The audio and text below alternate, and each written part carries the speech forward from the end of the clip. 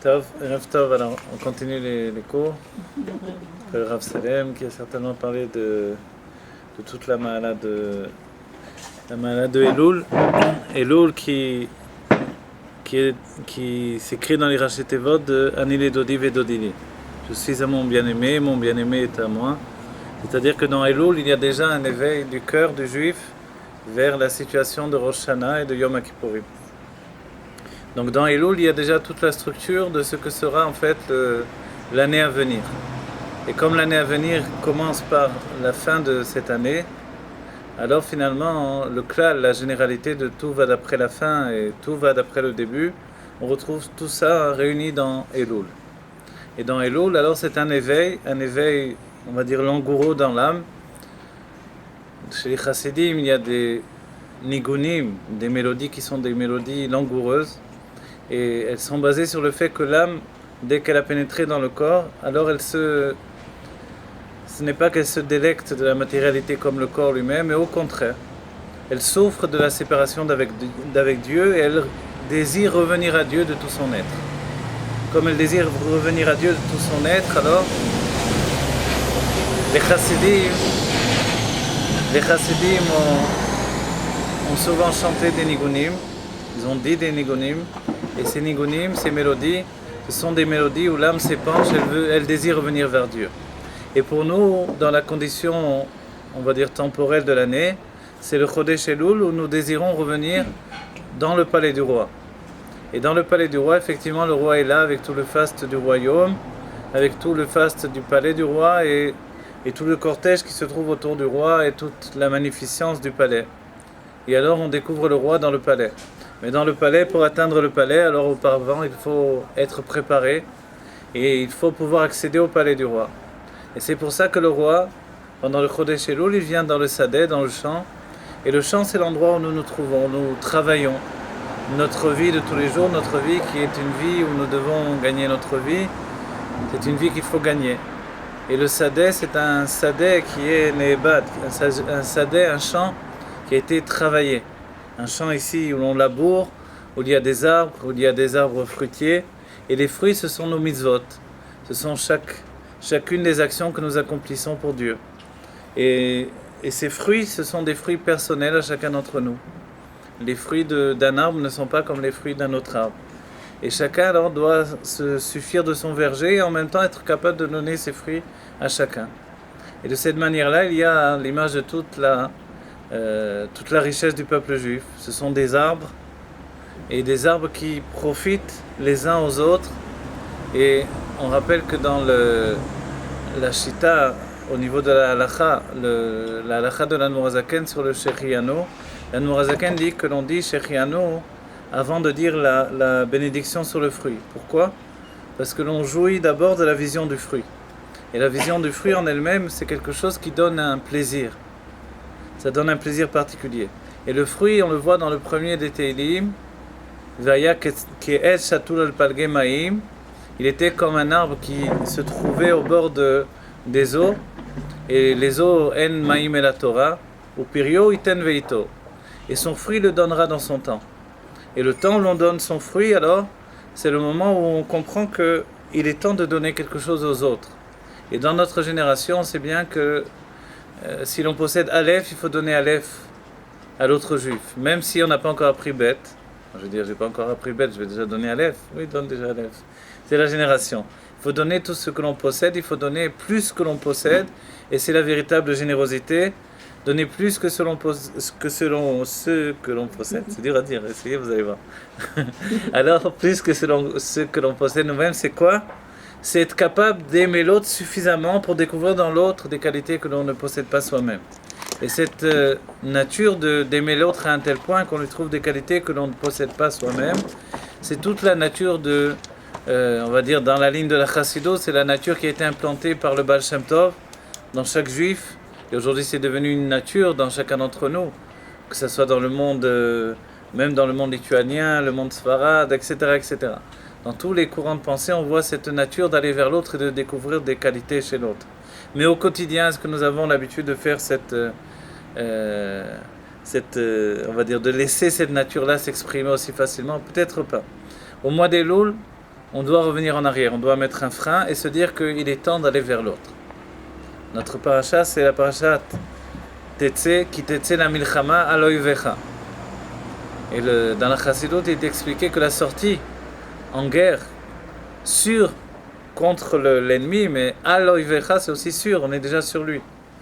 Et on est sûr de l'emporter à un tel degré que ça y est, c'est déjà une milchama, hein, où on est déjà au-dessus de lui. Et cette guerre-là, en fait, c'est la guerre contre notre Yetzer Hara, notre penchant au mal.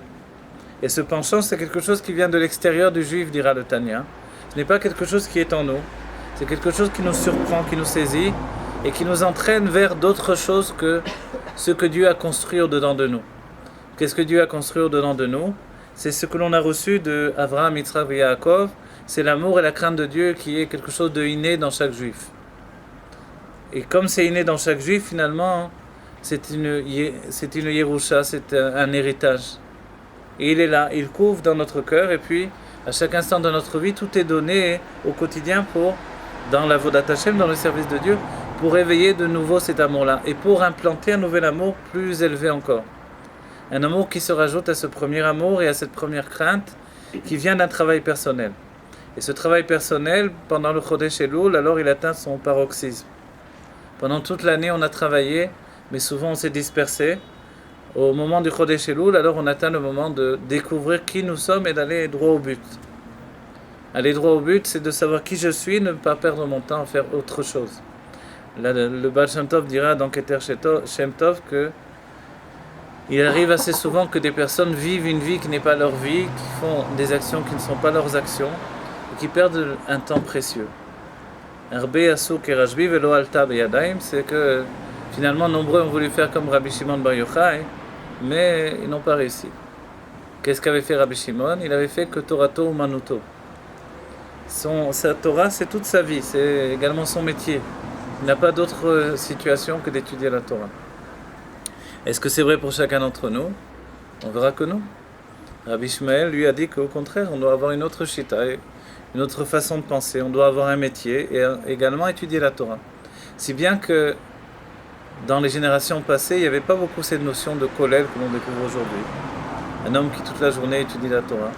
Alors qu'est-ce qu'il y avait? Il y avait des Talmidei Chamim en particulier, des sages, d'entre les sages qui étudiaient la Torah toute leur journée. Mais les autres juifs travaillaient et puis dans leur vie de travail, ils avaient des moments pour l'étude. Et Chodesh Elul, c'est comme une année de travail et puis il faut donner un moment pour l'étude. Ce moment pour l'étude, alors, quand on arrive au Chodesh Elul, il est là. On se languit de Dieu, Ani le Dodi. Je suis déjà mon bien-aimé. Comme on sort, Kitetse la milchama aloivecha, je sors déjà sur mon ennemi, j'ai déjà gagné la guerre. De la même manière, Ani le Dodi, je suis déjà mon bien-aimé, Vedodili, et mon bien-aimé est déjà à moi.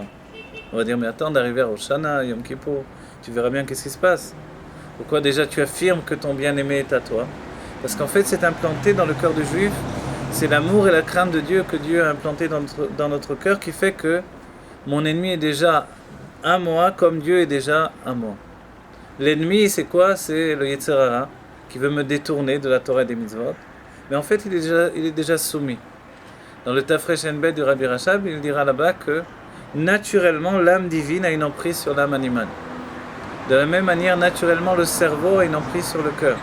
Alors on va dire, mais pourquoi ce n'est pas comme ça dans la réalité? Puisque c'est naturel, c'est-à-dire presque organique. Organique, il dit que le cerveau va refroidir la chaleur du cœur. Donc, il le soumet. De la même manière, l'âme divine va vitaliser constamment l'âme animale, donc elle a besoin l'une de l'autre d'une certaine manière. L'âme divine a besoin de l'âme animale pour s'exprimer dans le monde, mais l'âme animale ne peut pas sans l'âme divine. Donc finalement, elle est également soumise à sa source de vitalité. Et pourtant, on verra le contraire. On verra que le penchant au mal, c'est ce qui est le plus naturel. Que le cœur l'emporte la plupart du temps sur l'intellect. Mais en réalité, cet instinct cet instinct de différence avec la réalité divine, la manière dont Dieu nous a construits, c'est parce que depuis l'enfance, on se gorge de plaisirs matériels et que ces plaisirs matériels construisent un autre être que l'être originel qui était construit en moi par Dieu. finalement on devient un autre que soi-même. Et c'est là où il faut remettre les pendules à l'heure, à un moment ou un autre de notre vie, et à un moment ou un autre de l'année. Pour l'année, c'est le Chodesh Elul qui dit stop, je veux redevenir moi-même. Comment je redeviens moi-même? En essayant de sortir le meilleur qui se trouve au-dedans de moi. Et le meilleur qui m'appartient, c'est ce fruit d'expression qui est en moi, et qui attend d'éclore, qui attend de s'exprimer, qui attend de par sa beauté finalement, d'être agréable aux yeux des autres. Et ça, chacun nous possédons ce fruit. Qu'on soit une femme, un enfant, ou un homme même. Alors on a une qualité de porter des fruits et de les exprimer. Comme un enfant, c'est un fruit qui est l'expression finalement de la beauté intérieure des parents. Ils découvrent même une beauté possible qu'ils avaient en eux. Comment c'est possible de donner un enfant, c'est tellement merveilleux. Quand il y a un bébé qui vient au monde, on se dit c'est possible. C'est possible que cet enfant vienne exprimer une beauté intérieure dont on n'avait pas conscience en réalité. En fait, oui, c'est ça ce que Dieu nous donne par le fait de la naissance. De la même manière, dans une bonne action, on est capable de donner naissance à quelque chose d'extrêmement profond qui se trouve en nous et qui veut s'exprimer. Et pour exprimer ce qui est extrêmement profond en nous, alors il faut se dépasser. Et le dépassement de l'être, c'est un dépassement non pas pour devenir quelqu'un d'autre, mais pour devenir soi-même. Et c'est ça la véritable tchouva. La tchouva, c'est d'aller vers soi. Quand on dit tchouva, c'est tachov et, revient vers quoi? Revient vers le et. Le Ramak, Rabbi Moshe Cordovero, nous dira que le retour vers le et, c'est le retour dans le et lui-même. Le et, c'est le et de tchouva, mais c'est le et de la bina également. Qu'est-ce que c'est? C'est le et du nom Yudke Vavke. Il y a deux et dans le nom Yudke Vavke. Il y a le premier et le second. Le premier qui vient tout de suite après le Yud, qui est la bina. La bina, c'est la construction intellectuelle. C'est l'élément féminin qui est en rapport avec la mère. Et cette mère qui se trouve au-delà finalement des sentiments va enfanter les sentiments. Pour nous, dans notre vie au quotidien, c'est la femme qui est liée à son mari avant même qu'elle n'enfante un enfant. Ce lien entre la femme et le mari doit être un lien constant, un lien qui fait que l'homme et la femme se construisent. Et le fait qu'elle s'appelle Bina, c'est pour nous enseigner qu'elle est un binyan, une construction. Que la construction d'une maison, ça passe par une construction intellectuelle auparavant. Pourquoi? Parce que l'intellect finalement va enfanter les sentiments. Et ça a l'air étrange à nouveau. Quand on étudie les choses de cette manière-là, on a l'impression que dans la vie c'est tout à fait le contraire. Mais il est écrit les fils sichlo yeulal ish, qu'en réalité toute élévation intellectuelle va également élever les sentiments. Le ish, ce sont les sentiments qui sont au-dedans de nous, et ils vont s'élever de manière indirecte par l'intellect. Toutes les fois où j'utilise l'intellect pour étudier d'un niveau intellectuel de par lui-même, qui plus est pour comprendre le divin, alors j'élève mes sentiments de manière naturelle, même si je n'agis pas directement sur les sentiments. C'est la ligne prise par l'Admor Hazaken depuis le Tanya, c'est-à-dire si je n'arrive pas réellement à éveiller un amour de Dieu dans mon cœur, un amour véritable comme celui des tzadikim, alors comment je vais faire? C'est fini, d'avance je ne pourrai jamais arriver à ce niveau-là. Un jour oui, un jour non. Un jour ça me prend, mais la plupart du temps, voilà. C'est la réalité qui l'emporte. L'Admor Hazaken nous dit, si mon esprit peut saisir l'amour de Dieu et la crainte de Dieu, alors il peut s'élever à un tel degré qu'il va élever finalement les sentiments en même temps. Et sans le savoir, on s'est élevé dans les sentiments. De cette manière-là, l'enfant, qui n'a pas encore une grande perception intellectuelle, va avoir également des sentiments qui sont encore petits. Comment on sait qu'ils sont petits? On va dire ils ont l'air puissants, les sentiments d'un enfant. Ils sont puissants parce qu'ils sont encore attachés au tohu. Le désordre d'avant le tikkun. Le désordre, c'est quoi? Ce sont les sentiments naturels. Le tikkun, la réparation, ce sont les sentiments construits par l'intellect, ou l'intellect lui-même évidemment. Cette construction des sentiments